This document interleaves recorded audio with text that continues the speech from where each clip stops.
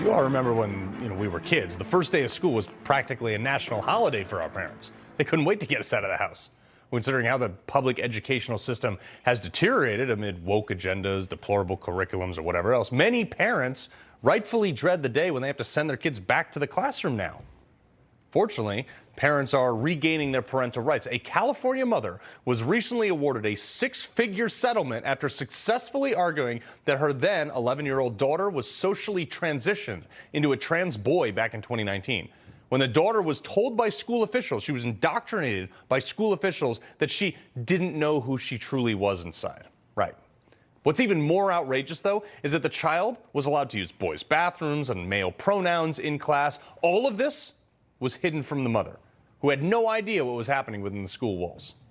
With that, I'd like to welcome in the mother, Jessica Konen, and alongside her daughter, Alicia, and the family's attorney, Eric Sell. All right, so, Alicia, I got to ask, do you feel like the teachers pushed this on you? I feel like the school that I went to and the staff that were there definitely pushed it, because I was a girl, and now I am a girl, and they had no right to do what they did. And there's times where I don't even know why this happened. And during that time, I was very confused and I felt trapped. Mm-hmm.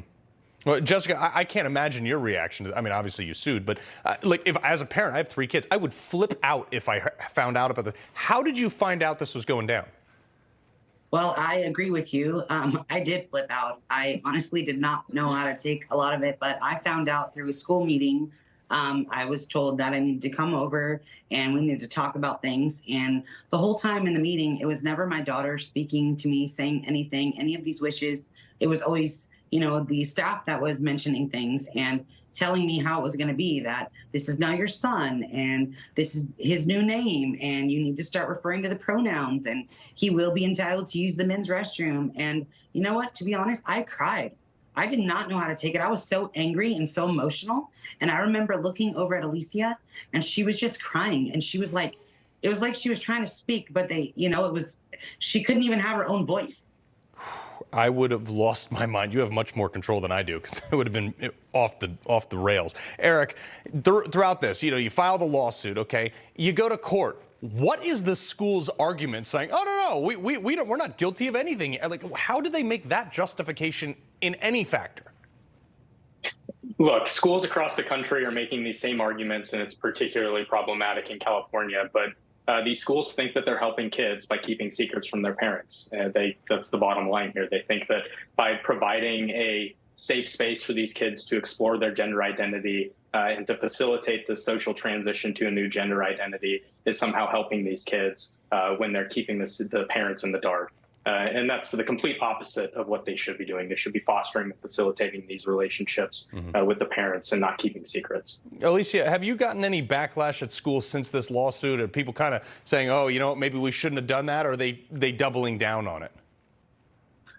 I've gotten nothing but positive support from my peers and the current school that I go to. Well, they better with a mom like that.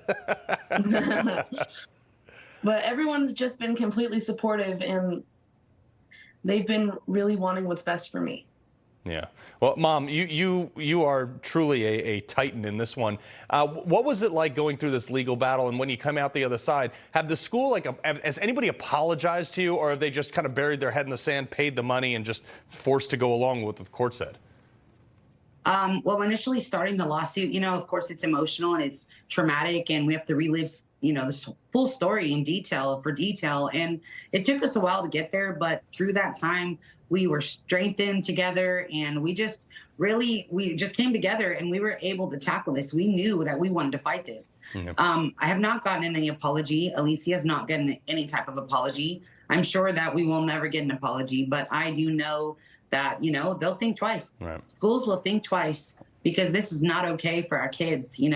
Let's go take back these schools. You guys, those are our children, and we have voices.